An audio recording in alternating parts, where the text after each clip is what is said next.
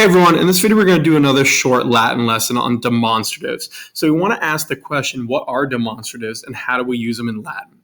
So like we said, the first question is, what are these? Okay, and the short answer is they're pointing words. So if you were to take a look at this picture of the dogs, it would sort of be equivalent of saying, the dog is mine, right? If I were to say that to you, your reaction would probably be to say, which one, right? There's 4 or 5 dogs, 4 here, right? Which one is yours, right? So how are you supposed to express that in English or in Latin? Well, you can use a demonstrative. So it comes from the Latin demonstrare, which means to point out or to show. These are pointing words, right? You're kind of identifying something. And usually you're identifying something near or far away from you, right? So kind of close to you or far away. So when you do it in English, right, if I wanted to show which dog was mine, I could say that dog is mine or this dog is mine, right? This and that are the pointing demonstratives, right? And they help me identify which dog I'm talking about.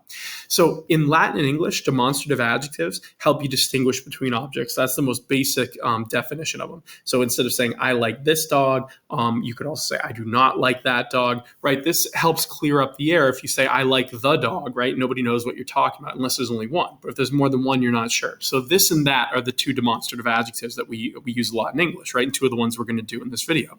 So hopefully that makes a bit of sense, right? The idea of them is not particularly difficult. But what do they look like, right? How do we use them in Latin? That's where a lot of my students get tripped up, and it's something we want to unpack right now. So remember, these are demonstrative adjectives. And since they're adjectives, that means they're going to have case, number, and gender. Now, before you freak out and get angry, right, this makes them pretty complicated, which is always the frustration with my students in Latin, right? The Latin seems more complicated than the English. So the best way to figure this out is through practice, but of course we have charts, okay? So this is the demonstrative hic, haec, hoc, which means this when it's singular or these when it's plural. And you notice that we have this giant chart here, and it's kind of all over the place, right? Hic, huius, huic, hunc, hoc, right? There's not a lot of rhyme or reason to it.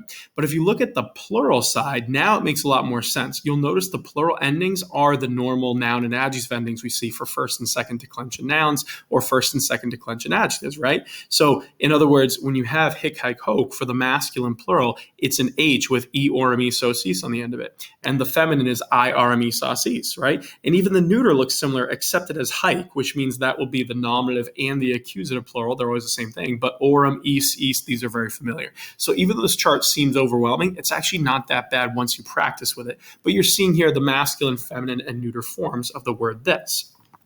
Now we have another demonstrative we can use, that, right? What if you want to say that dog?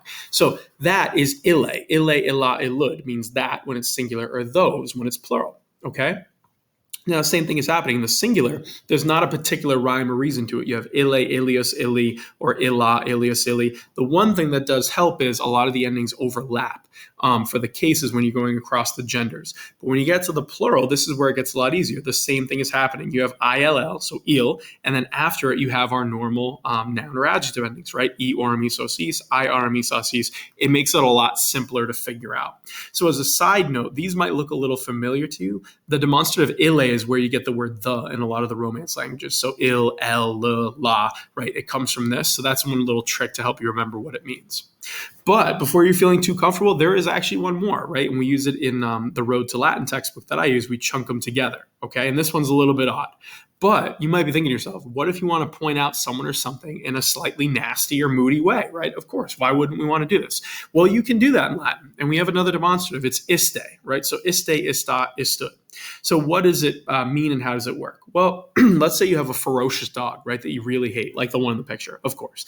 And you want to say, get that dog off my lawn, but you want to be nasty about it. You might say something like, get that dog of yours off my lawn.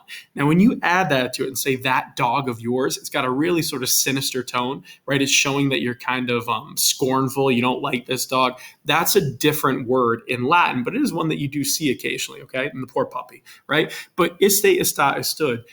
It technically means that, right? But it's really more like that something of yours, kind of like we said, that dog of yours, right? It's got this negative, nasty tone to it, right? You can kind of sense the scorn or the disdain and the negative connotation.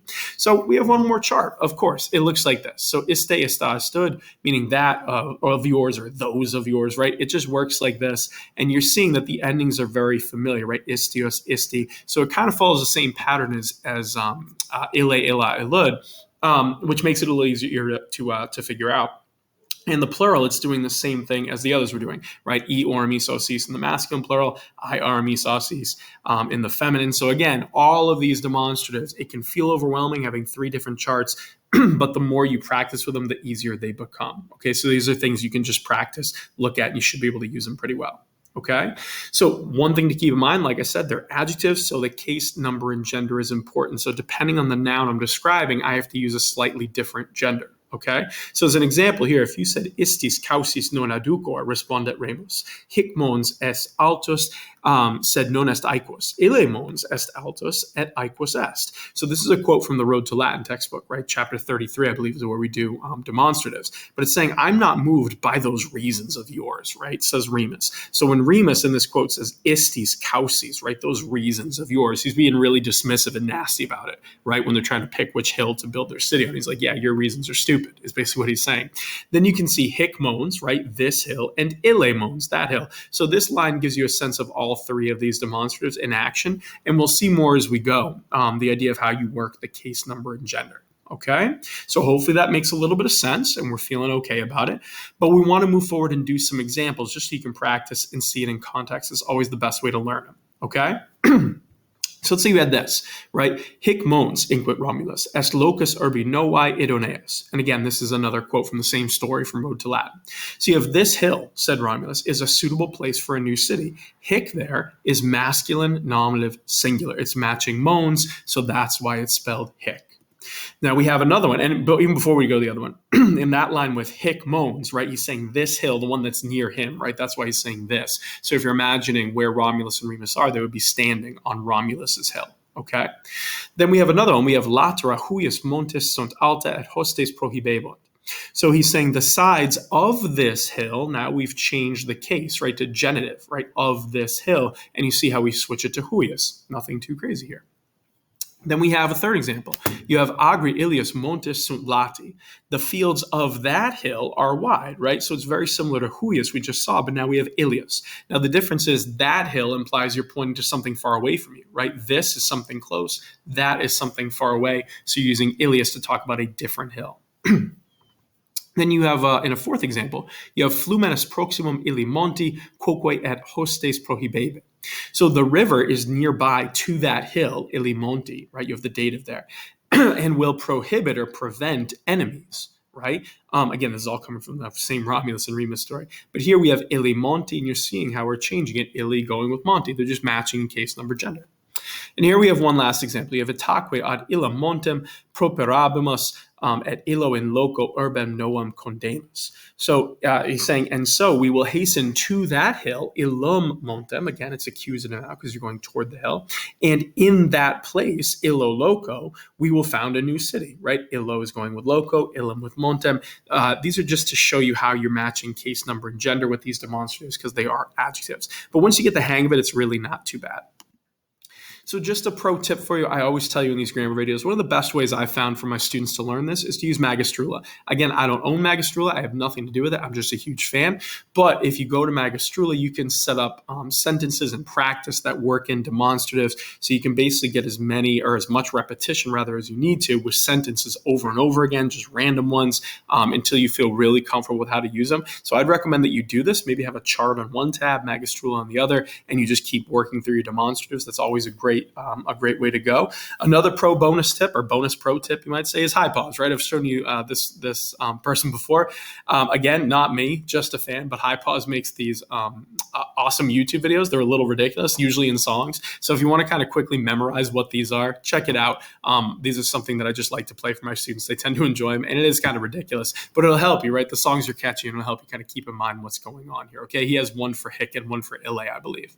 So just to wrap this whole thing up and do a recap, remember, demonstratives are pointing words. They come from the Latin verb demonstrare, which means to show, and they help you distinguish between two objects, right? This and that. One that's near to you, which would be this, and one that's far away, which would be that. They match their nouns in case, number, and gender because they're adjectives. And you have hic, haec, hoc, meaning this or these, right? If it's singular, plural, that's the one that's nearby. Ille, illa, illud, which means that if it's singular, or those if it's plural, and that would be for something far away, right? That tree over there.